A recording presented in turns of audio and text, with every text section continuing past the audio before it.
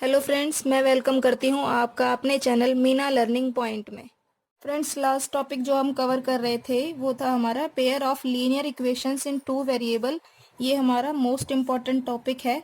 अब इसमें पहले हम रिव्यू कर लेते हैं हमने क्या क्या सीखा। हमने इक्वेशंस से ग्राफ ड्रॉ करना सीखा है, और जो इक्वेशंस हैं हमें टू इक्वेशंस गिवन होंगी, और उन इक्वेशंस से हमें ये आइडेंटिफाई करना है कि वो किस टाइप की लाइन ड्रॉ करने वाली हैं। वो आपकी लाइन इंटरसेक्टिंग है, जो कुछ इस तरह से जाएंगी और सिर्फ एक पॉइंट पर मीट करेंगी। तो इसका सिर्फ only one solution. Second is coincident. Coincident line आपकी एक के ऊपर एक लाई करेंगी, तो यहाँ पर ये हर पॉइंट पर मीट करेंगी, तो इसके लिए इसके इनडेफिनाइट सॉल्यूशन। और लास्ट थी आपकी पैरेलल लाइंस, जो इस तरह से जाएंगी और इनके बीच जो गैप है वो हमेशा इक्वल रहेगा, जिस वजह से ये कभी भी इस तरह से मीट नहीं करेंगी। तो यहाँ पर नो सॉल्यूशन। इसको हमने ग्राफ में ड्रॉ करके और पहचानना सीखा था। तो आज हम अपने नेक्स्ट टॉपिक कवर करते हैं, जिसमें हम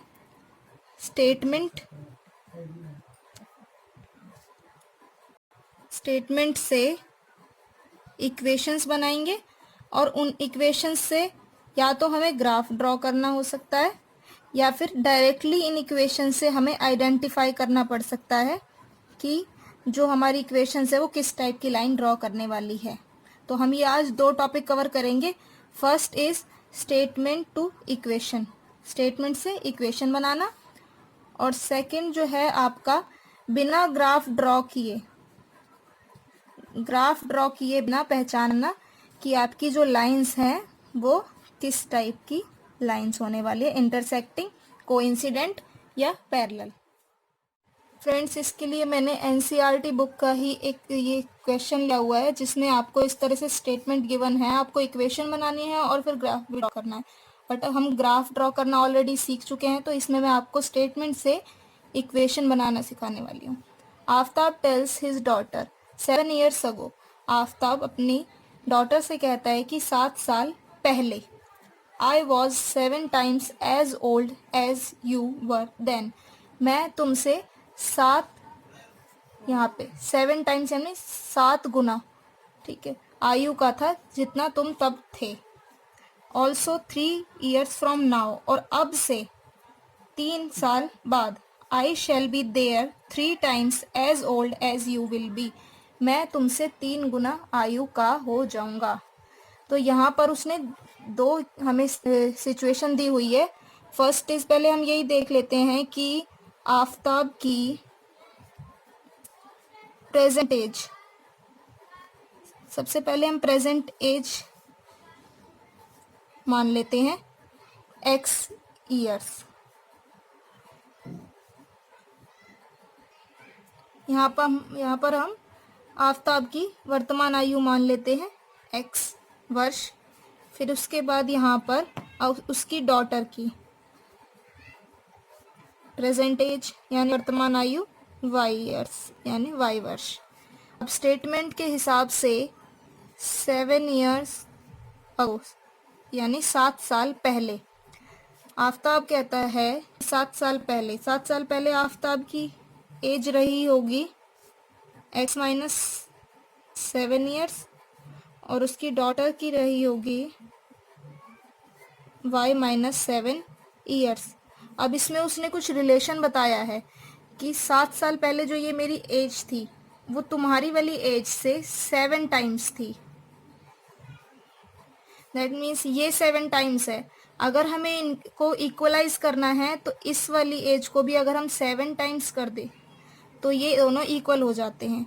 तो यहाँ पर जो ये है इक्वल्स टू y माइनस 7, ये 7 टाइम्स है, तो हमें इसको 7 से मल्टीप्लाई करना होगा ताकि ये दोनों अब इक्वल हो जाएं। अब इसको सॉल्व कर लेते हैं। 7 multiply by Y 7y, and यहाँ पे 7 मल्टीप्लाई बाय -7 -49। इसको इस साइड लेकर आते हैं।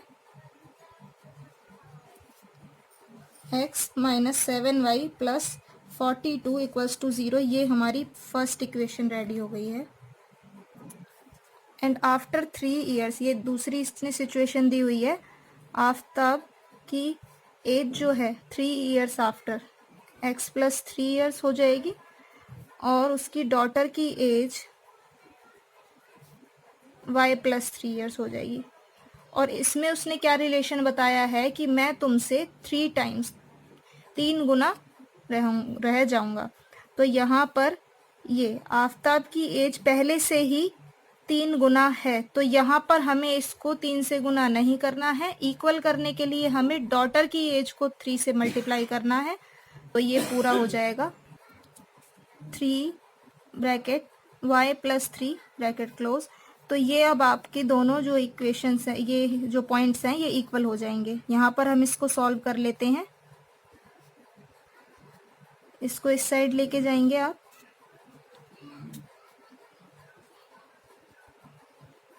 और आपका आ जाएगा x minus 3y minus 6 equals to 0। ये आपकी दूसरी इक्वेशन तैयार हो चुकी है। और इन दोनों इक्वेशंस के थ्रू अब आप ग्राफ बनाना सीखेंगे। यहाँ पर आपने इक्वेशन स्टेटमेंट से इक्वेशन बनाना सीख लिया है। अब बिना ग्राफ के आपको कैसे पता लगेगा कि आपकी जो लाइन्स है वो इंटरसेक्टिंग है, कोइंसिडेंट है या पैरेलल है? इसके लिए मैंने ये पूरी एक टेबल तैयार की हुई है, जिसमें मैंने यहाँ पर पेयर लिए हुए हैं 2 इक्वेशंस के, जो आपको बताएंगी। इसके लिए आप ये फर्स्ट इक्वेशन ले लीजिए, 2y x minus 2y equals to 0, 3x plus 4y minus 20 equals to 0।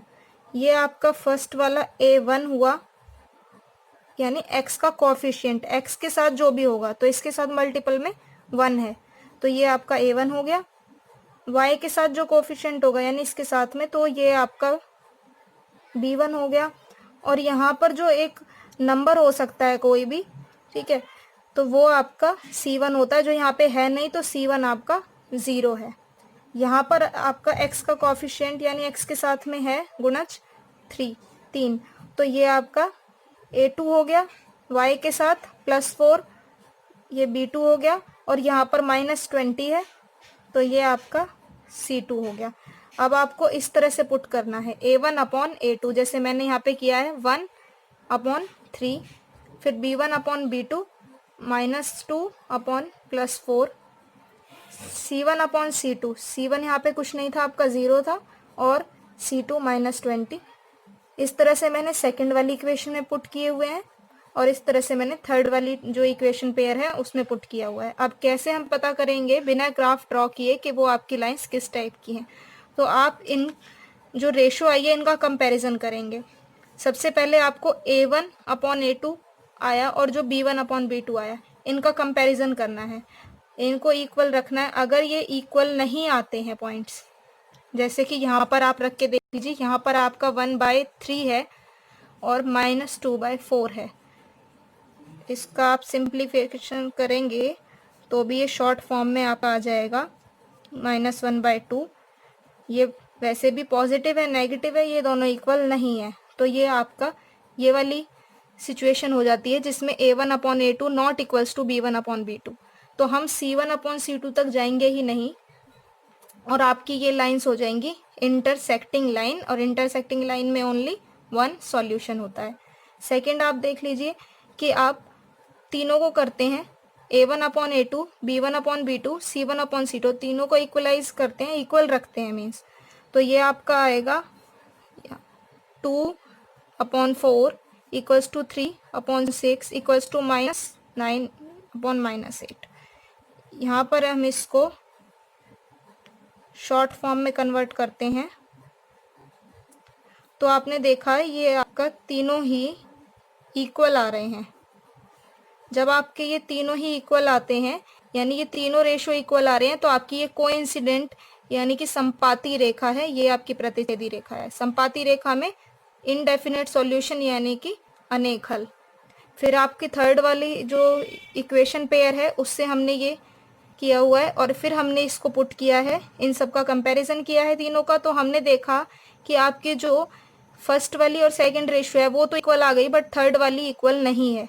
तो जब ऐसी सिचुएशन होती है तो वो आपकी पैरेलल लाइंस होती हैं और वहाँ पर यानी कि समांतर रेखाएं, और वहाँ पर आपका कोई सॉल्यूशन नहीं होता। तो आपको ये याद रखकर सीधा ये निकाल सकते हैं आप कि आपकी लाइंस किस टाइप की है और आपका सॉल्यूशन कुछ आएगा या नहीं आएगा। आपको इससे ग्राफ ड्रॉ करने की ज़रूरत नहीं पड़ेगी। गाइस, अपनी नेक्स्ट वीडियो में मैं आपको इक्वेशन से पॉइंट निकालना सिखाऊंगी, जिसके लिए हम 3 मेथड्स का यूज़ करने वाले हैं। If you like my video, then please share and subscribe my channel. Thanks for watching.